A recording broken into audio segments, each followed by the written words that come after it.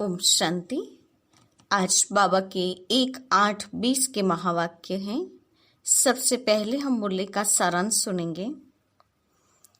आज बाबा ने रूहानी सर्विस उसे बताया कि जिसमें हम बाप से शिक्षा लेकर पतित से पावन बनते हैं और पतितों को पावन बनने का रास्ता भी बताते हैं।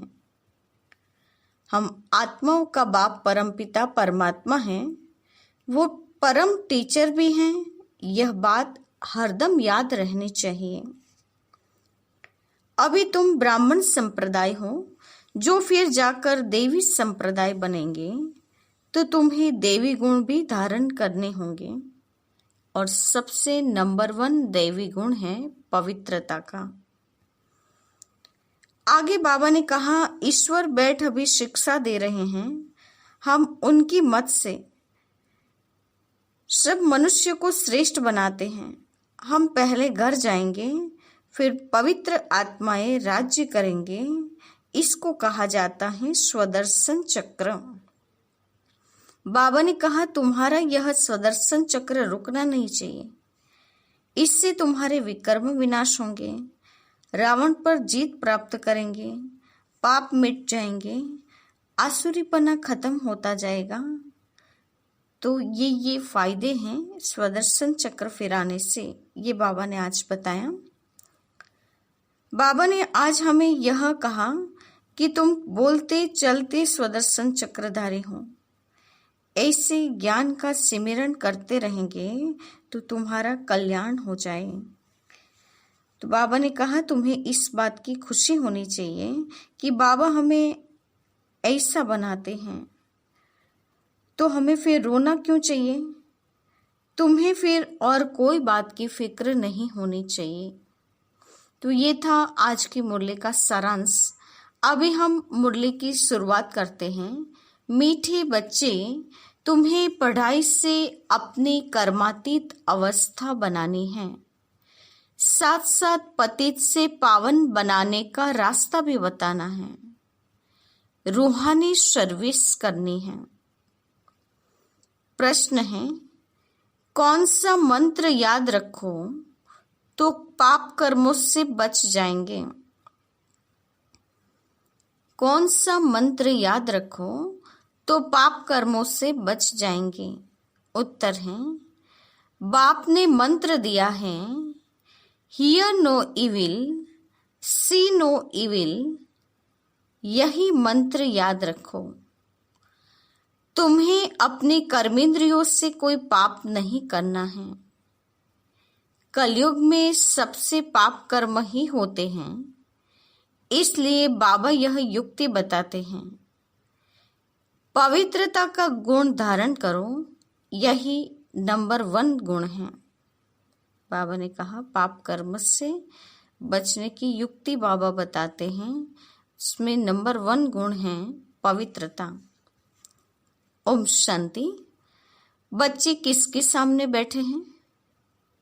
बुद्धि में जरूर चलता होगा कि हम पतित पावन, सर्व के सद्गति दाता, अपने बेहद के बाप के सामने बैठे हैं। बल ब्रह्मा के तन में है तो भी याद उनको करना है। मनुष्य कोई सर्व की सद्गति कर नहीं सकते। मनुष्य को पतित पावन नहीं कहा जाता। बच्चों को अपने को आत्मा समझना पड़े। हम सब आत्माओं का बाप यहाँ है। वह बाप हमको स्वर्ग का मालिक बना रहे हैं। यह बच्चों को जानना चाहिए और फिर खुशी भी होनी चाहिए। यह भी बच्चे जानते हैं, हम नरकवासी से स्वर्गवासी बन रहे हैं। बहुत सहज रास्ता मिल रहा है। सिर्फ याद करना है, अपने में देवी गुण धारण करने हैं, अपनी जांच करनी है। नारद का मिसाल भी है ना। ये सब दृष्टांत ज्ञान के सागर बाप ने ही दिए हैं। जो भी सन्यासी आदि दृष्टांत देते हैं, वह सब बाप के दिए हुए हैं। भक्ति मार्ग में सिर्फ गाते रहते हैं, कछुए का, सर्प का, भ्रमरे का दृष्टांत देंगे, परंतु खुद कुछ भी नहीं कर सकते। बाप के दिए हुए दृष्टांत भक्ति मार्ग में फिर रिपीट करते हैं। भक्ति मार्ग है ही पास्ट का। इस समय जो प्रैक्टिकल होता है उसका फिर गायन होता है। बल देवताओं का जन्मदिन अथवा भगवान का जन्मदिन मनाते हैं, परंतु जानते कुछ भी नहीं है। अभी तुम समझ जाते हो, बाप से शिक्षा लेकर पतित से पावन भी बनते हो और पतितों को पावन बनने का रास्ता भी बताते हो। यह है तुम्हारी मुख्य रूहानी सर्विस। पहले पहले कोई को भी आत्मा का ज्ञान देना है कि तुम आत्मा हो। आत्मा का भी किसी को पता नहीं है। आत्मा तो अविनाशी है। जब समय होता है, आत्मा शरीर में प्रवेश करती है, तो अपने को घड़ी घड़ी आत्मा समझना है। हम आत्माओं का बाप परमपिता परमात्मा है, परम टीचर भी हैं। यह भी हरदम बच्चों को याद रहना चाहिए, यह भूलना नहीं चाहिए। तुम जानते हो अब वापिस जाना है, विनाश सामने खड़ा है। सतयुग में दैवी परिवार बहुत छोटा होता है। कलयुग में तो कितने ढेर मनुष्य हैं, अनेक धर्म, अनेक मतें हैं। सतयुग में यह कुछ भी होता नहीं। बच्चों को सारा दिन बुद्धि में यह बातें लानी है। यह पढ़ाई है ना, उस पढ़ाई में तो कितने किताब आदि होते हैं। हर एक क्लास में नई नई किताब खरीद करने पड़ते हैं। यहाँ तो कोई भी किताब व शास्त्र आदि की बात नहीं। इसमें तो एक ही बात, एक ही पढ़ाई है। यहाँ जब ब्रिटिश गवर्नमेंट थी, राजाओं का राज्य था, तो स्टैंप में भी राजा रानी के सिवाय और कोई का फोटो नहीं डालते थे। आजकल तो देखो, भक्त आदि जो भी होकर गए हैं, उनकी भी स्टैंप बनाते रहते हैं। इन लक्ष्मी नारायण का राज्य होगा तो चित्र भी एक ही महाराजा महारानी का होगा। ऐसे नहीं जो पास्ट देवताएं होकर गए हैं उनके चित्र मिट गए हैं। नहीं, पुराने ते पुराने देवताओं का चित्र बहुत दिल से लेते हैं, क्योंकि शिव बाबा के बाद नेक्स्ट हैं देवताएं।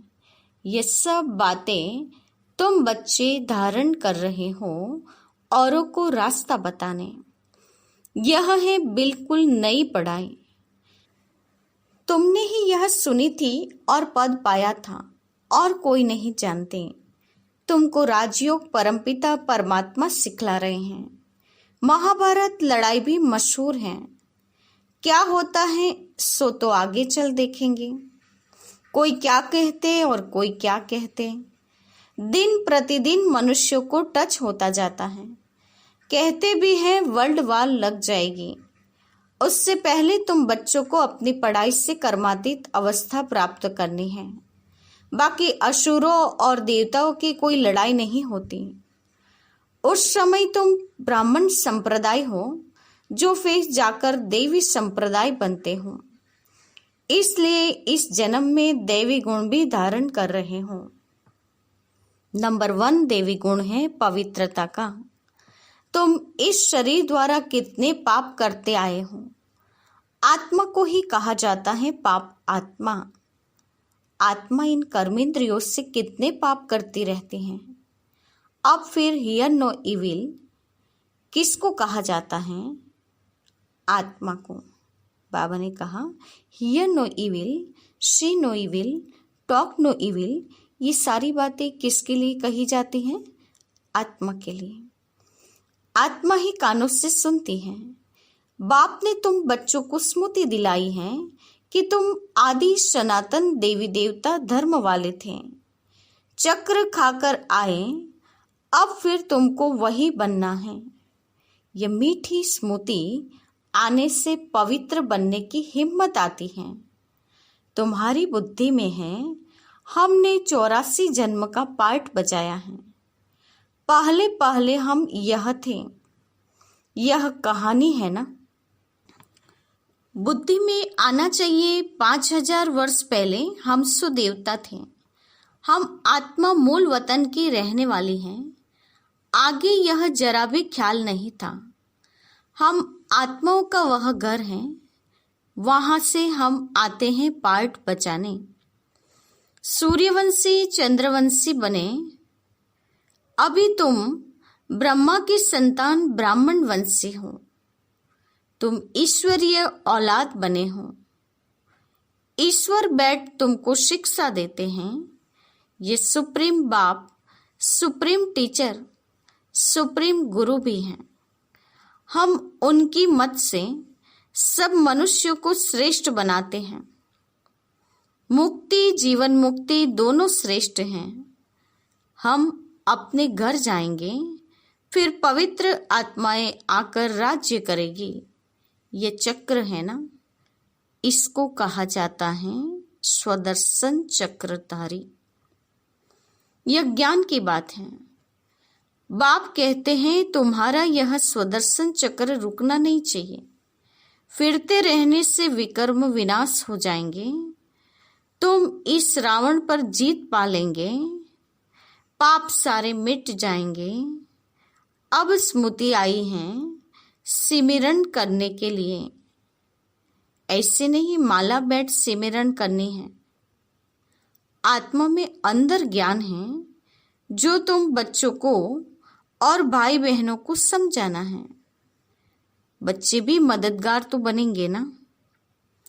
तुम बच्चों को ही स्वदर्शन चक्रधारी बनाता हूं। यह ज्ञान मेरे में है, इसलिए मुझे ज्ञान सागर मनुष्य सृष्टि का बीज रूप कहते हैं। उनको बागवान कहा जाता है। देवी देवता धर्म का बीज शिव बाबा ने लगाया है। अभी तुम देवी देवता बन रहे हो। ये सारा दिन सिमरन करते रहो तो भी तुम्हारा बहुत कल्याण है। देवी गुण भी धारण करने हैं, पवित्र भी बनना है। स्त्री पुरुष दोनों इकट्ठे रहते पवित्र बनते हो। ऐसा धर्म तो होता नहीं। निवृत्ति मार्ग वाले तो वह सिर्फ पुरुष बनते हैं। कहते हैं ना स्त्री पुरुष दोनों इकट्ठे पवित्र रह नहीं सकते, मुश्किल है। सतयुग में थे ना, लक्ष्मी नारायण की महिमा भी गाते हैं। अभी तुम जानते हो बाबा हमको शूद्र से ब्राह्मण बनाए, फिर देवता बनाते हैं। हम ही पूज्य से पुजारी बनेंगे। फिर जब वाम मार्ग में जाएंगे तो शिव का मंदिर बनाए पूजा करेंगे। तुम बच्चों को अपने 84 जन्म का ज्ञान है। बाप ही कहते हैं तुम अपने जन्मों को नहीं जानते हो, मैं बताता हूं। ऐसे और कोई मनुष्य कह न सके। तुमको अब बाप स्वदर्शन चक्रधारी बनाते हैं। तुम आत्मा पवित्र बन रहे हो। शरीर तो यहां पवित्र बन न सके। आत्मा पवित्र बन जाती है तो फिर अपवित्र शरीर छोड़ना पड़ता है। सब आत्माओं को पवित्र होकर जाना है। पवित्र दुनिया अब स्थापन हो रही है। बाकी सब स्वीट होम में चले जाएंगे। यह याद रखना चाहिए। बाप की याद के साथ साथ घर की भी याद जरूर रहनी चाहिए, क्योंकि अब वापस घर जाना है। घर में ही बाप को याद करना है। बल तुम जानते हो बाबा इस तन में आकर हमको सुना रहे हैं, परंतु बुद्धि परमधाम स्वीट होम से टूटनी नहीं चाहिए। टीचर घर छोड़कर आते हैं हमको पढ़ाने, पढ़ाकर फिर बहुत दूर चले जाते हैं। सेकंड में कहाँ भी जा सकते हो। आत्मा कितनी छोटी बिंदी है। वंडर खाना चाहिए। बाप ने आत्मा का भी ज्ञान दिया है। यह भी तुम जानते हो, स्वर्ग में कोई गंदी चीज होती नहीं जिसमें हाथ पांव अथवा कपड़े आदि मैले हों। देवताओं की कैसी सुंदर पहरवाइश हैं, कितने फर्स्ट क्लास कपड़े होंगे, धोने की भी दरकार नहीं। इनको देखकर कितनी खुशी होनी चाहिए।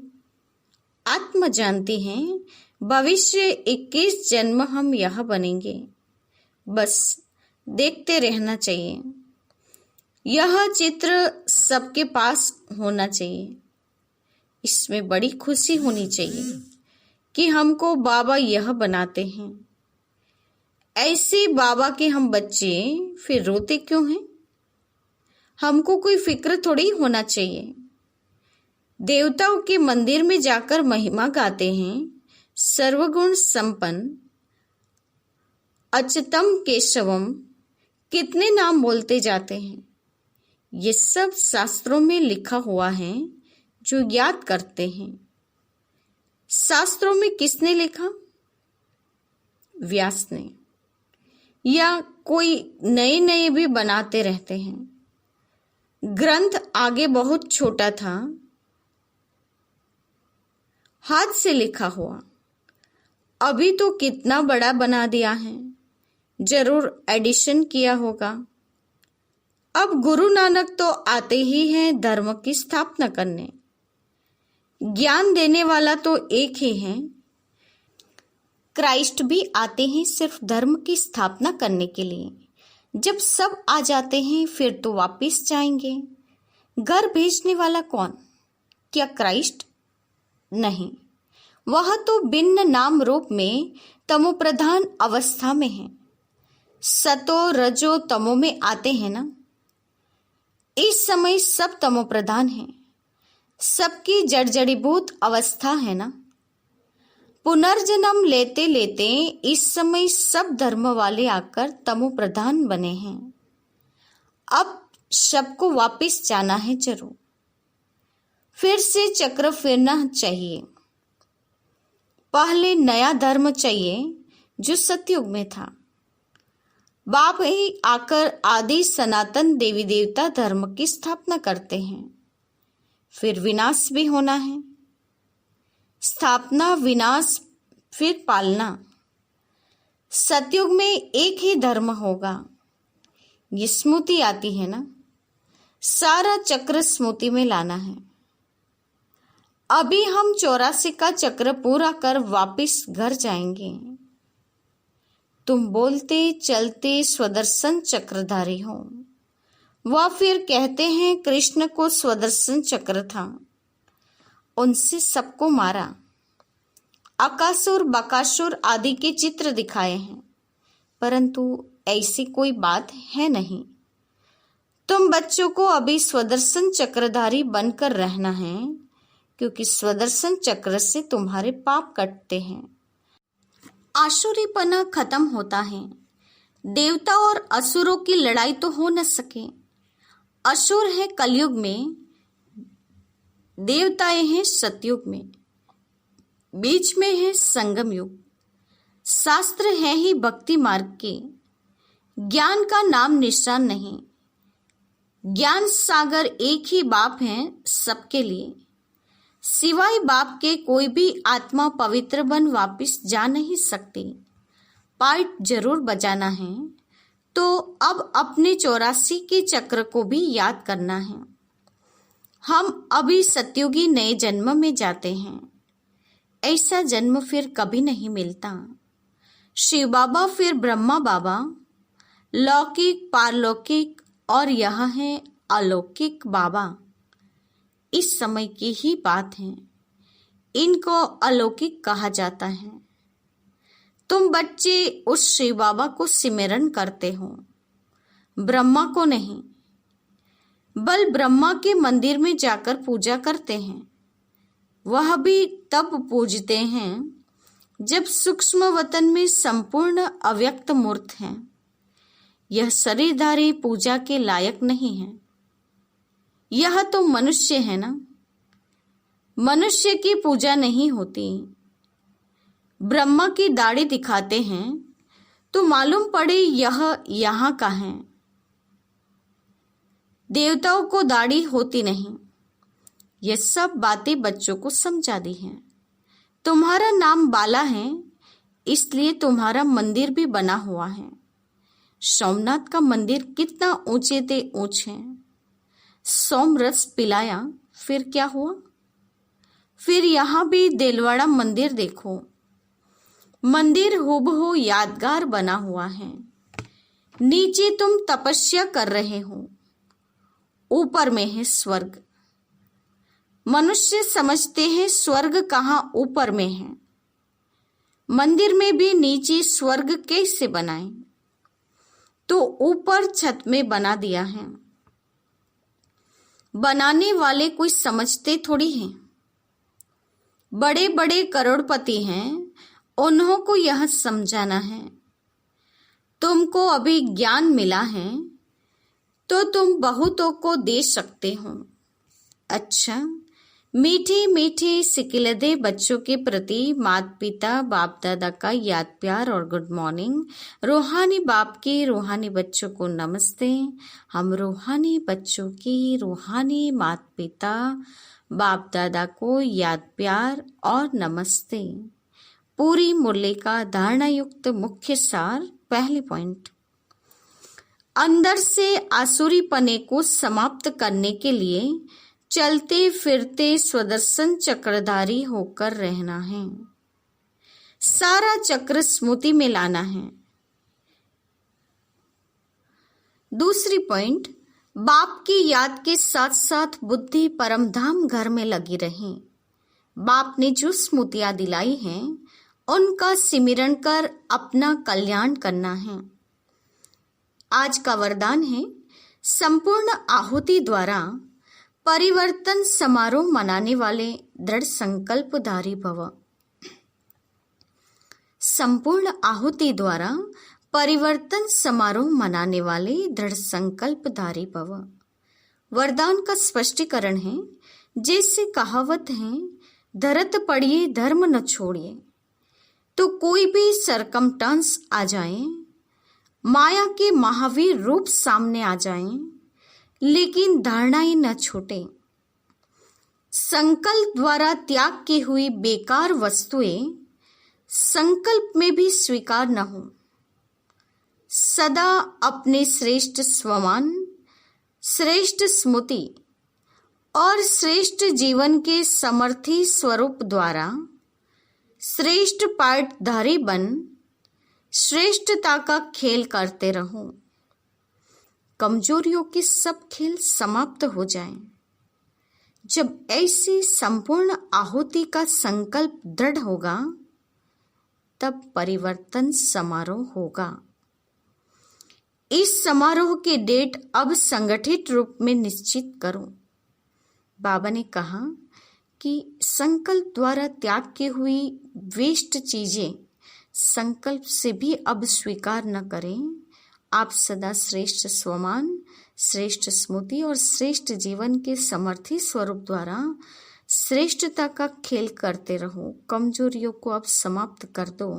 बाबा ने कहा, ऐसी आहुति का दृढ़ संकल्प होगा तब परिवर्तन समारोह हो सकता है। और परिवर्तन समारोह की डेट अभी बाबा ने कहा संगठित रूप में निश्चित करो। आज का स्लोगन है, रियल डायमंड बनकर अपने वाइब्रेशन की चमक विश्व में फैलाओ। रियल डायमंड बनकर अपने वाइब्रेशन की चमक विश्व में फैलाओ। आज के मुख्य पॉइंट्स हैं। आज पूरी मुरली में बाबा ने बार बार यही बताया है कि तुम्हें स्वदर्शन चक्रधारी बनना है। अभी ईश्वरीय औलाद, फिर मूल वतन में जाएंगे, फिर राज्य करेंगे। ये चक्र बुद्धि में घूमता रहना चाहिए।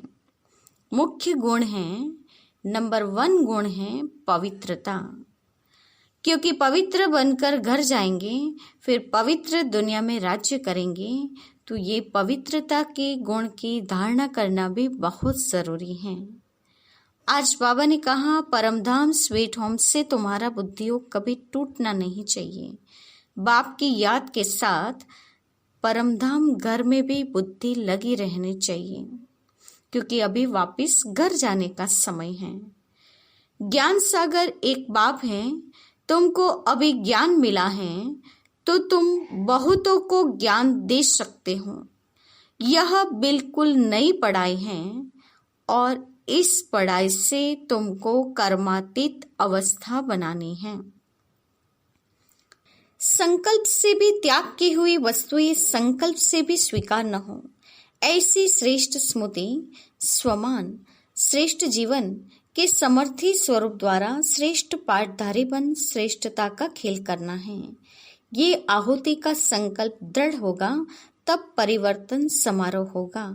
और ऐसे समारोह की डेट बाबा ने कहा अब संगठित रूप में फिक्स करो। विश्व में अपनी चमक यदि फैलानी भी है तो रियल डायमंड बनना है। अच्छा, ओम शांति।